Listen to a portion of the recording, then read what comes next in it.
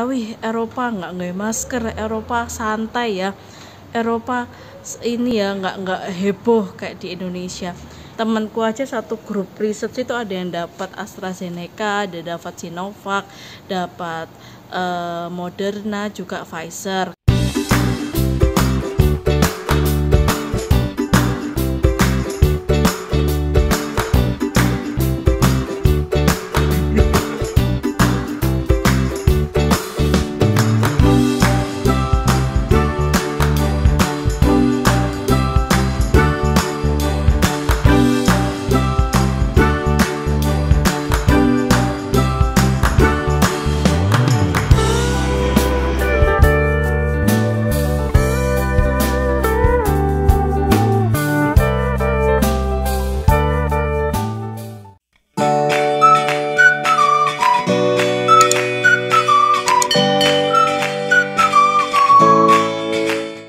Halo Rek, assalamualaikum. Ketemu lagi sama Rinda di channel Arek Surabaya nang Belgia.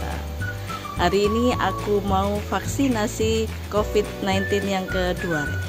Jadi kalian bisa ikut aku ke sana buat info kalian gimana sih proses vaksinasi di Belgia itu, beda nggak sama di Indonesia. Terus aku bakalan cerita efisiensi vaksin di sini dan kenapa kok di Belgia saat ini tuh kebanyakan tuh sudah pada nggak pakai masker kecuali di tempat-tempat tertentu.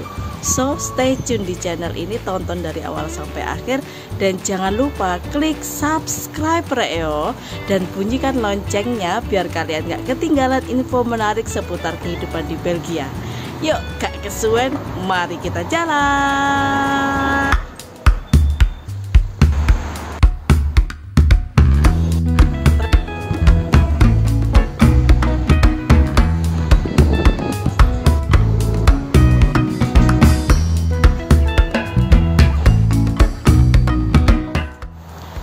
Aku udah sampai di pusat vaksinasi di Belgia, di kotaku terutama hanya ada satu tempat buat vaksinasi. Jadi semua orang di satu kota ini yang dapat panggilan vaksinasi datangnya ke sini, ke vaksinasi sentrum. Yuk, langsung kita masuk.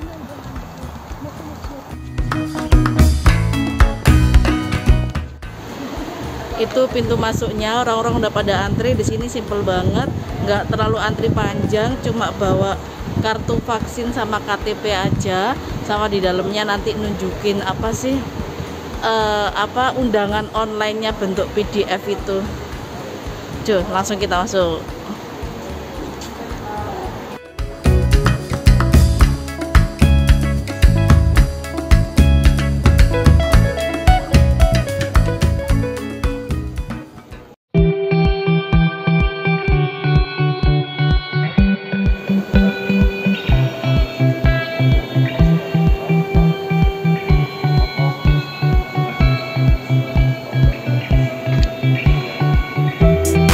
One hour later. Sayang banget udah datang, ternyata ada masalah teknis. Jadi sampai sekarang belum bisa divaksin, terus di reschedule. Tapi ya alhamdulillah proses reschedule-nya juga nggak ribet, mudah, cepet. Ibaratnya kalau jadinya tuh nggak jadi tapi nggak dipersulit lah. Nanti akan ditelepon lagi kapan bisa vaksin. Mungkin kalau nggak hari ini, pak deket-deket ini, kalau nggak hari ini ya mungkin besok. Jadi kerennya di sini tuh ada kendala teknis kayak gitu ya, yang mungkin bisa jadi bukan salah penyelenggara atau bukan salah orang perorangan atau faktor transport, kan bisa, ketersediaan vaksin juga bisa. Tapi dari mulai masuk sampai ke dalam ketemu petugasnya, perorangan itu minta maaf. Perorangan tuh minta maaf, I'm really sorry, have a good day gitu, dan memberi salam, semuanya minta maaf. Jadi aku appreciate banget mereka bertanggung jawab, bahkan nggak terima satu organisasi atau ketuanya aja, kepalanya aja, tapi perorangannya itu merasa bertanggung jawab juga dan minta maaf kepada pengunjung yang datang. Oke, sampai ketemu lagi ya Rek ya, nanti kalau aku sudah dihubungi by phone, kalau sudah dapat jadwal jam atau tertunda besok atau lusa vaksin lagi, aku bakalan update info lagi ke kalian.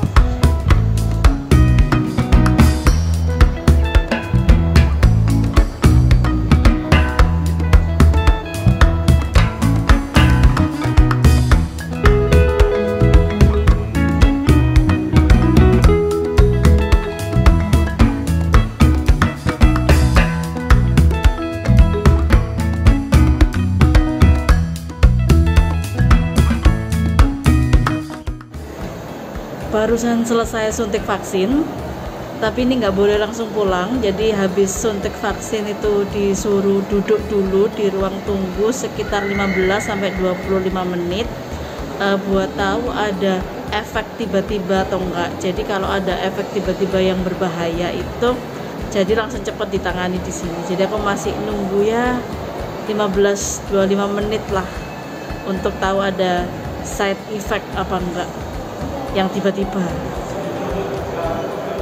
Sorry aku tadi di dalam ruang vaksinnya nggak bisa ngerekam. Masalahnya di sini nggak semua orang boleh ngerekam. Ada beberapa yang petugas yang ngebolehin, tapi beberapa juga yang nggak ngebolehin karena urusan privasi. Masalah di sini kan privasi perorangan itu terjaga banget, meskipun nggak langsung ada tulisan no kamera gitu. Kalau ada beberapa orang nggak nyaman dengan aktivitas kita mengambil gambar atau merekam video, ya kita harus menghargainya, nggak boleh ambil video itu. Alhamdulillah udah selesai vaksin kedua. Jadi cepet banget di sini, nggak sampai setengah jam, bahkan prosesnya tuh dari mulai masuk sampai disuntik itu nggak sampai setengah jam. Mungkin yang agak lama itu nunggunya karena harus setelah suntik harus di ruang tunggu kayak aku tadi tuh ya 15-25 menit. Jadi kalau vaksinasi di Belgia itu kita penduduknya itu nggak daftar sendiri, apalagi kayak ya sebagai contoh kayak di kota Gent gini, karena kita sudah punya resident card, kita sudah terdaftar di Gemeente, di Pemkotnya itu sudah terdaftar. Jadi tinggal nunggu surat panggilan untuk vaksin.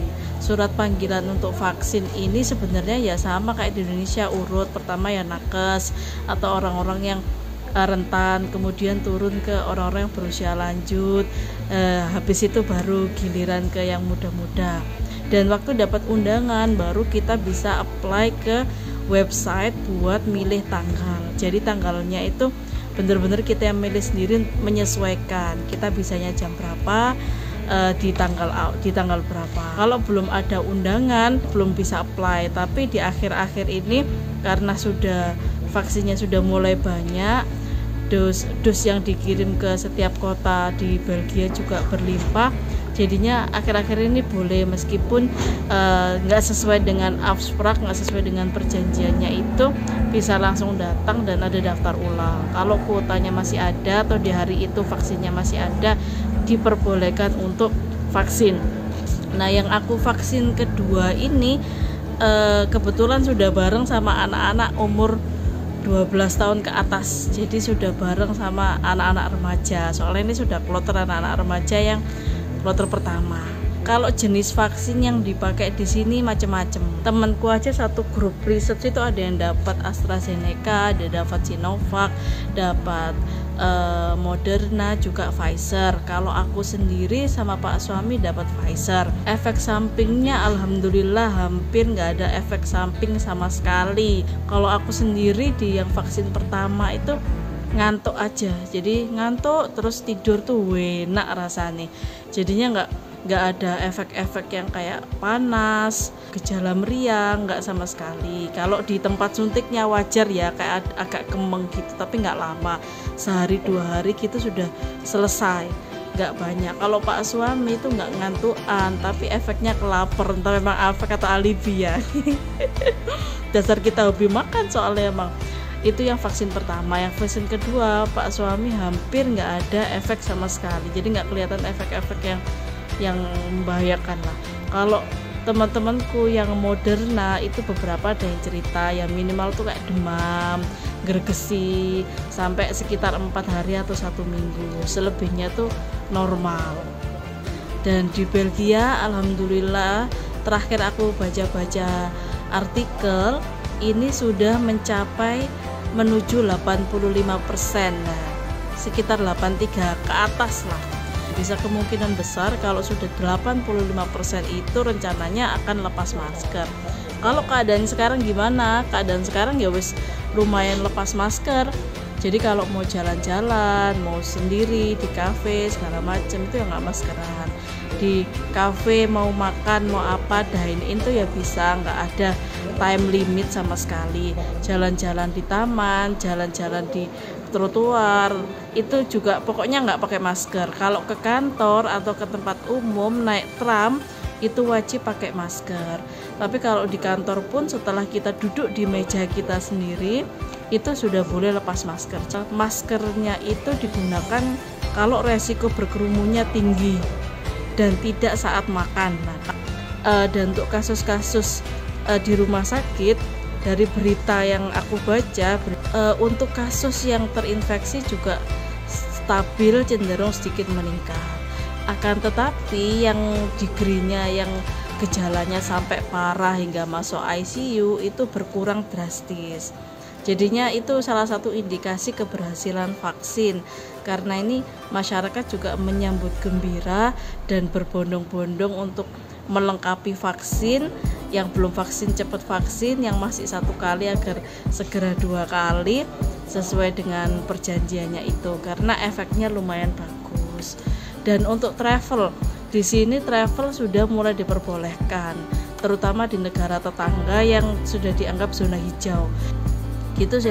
Jadi kalau kalian mungkin lihat di berita-berita, wih Eropa nggak masker, Eropa santai ya, Eropa ini ya nggak heboh kayak di Indonesia. Itu juga plus minusnya beda, soalnya kultur masyarakatnya berbeda, luas negaranya berbeda. Kalau menurutku sendiri kayak negara di Eropa, contohlah yang aku tinggali sekarang Belgia, itu sedikit warganya juga, wilayahnya kecil, jadi distribusi vaksin segala macam obat-obatan itu cepat dan lancar, dan jumlahnya masyarakat sedikit disertai dengan dukungan masyarakat terhadap pemerintah terhadap masyarakat itu nurut lah, ibaratnya masyarakat suruh lockdown ya lockdown, disuruh di rumah ya di rumah, libur ya libur, vaksin ya vaksin, kerja ya kerja. Soalnya kalau sini ada sampai melanggar peraturan, nggak berkerumun di saat aturan nggak boleh berkerumun, atau orang ngundang orang berlebihan di rumah, ada event lebih dari jumlahnya, itu ya akan langsung disidak polisi, ada dendanya nggak main-main, tuh lumayan besar. Karena itu di sini kedisiplinan orang-orangnya itu juga terjaga. Jadi aku harap kalian juga nggak salah kaprah dikiranya yang di Eropa itu sudah lepas masker dan bebas kemana-mana tanpa masker. Itu bukan karena kami tidak menanggapi corona atau tidak lebay dengan corona, nggak juga. Kami di sini juga sama-sama berperang melawan corona, kayak slogannya Belgia tuh Samen tegen corona.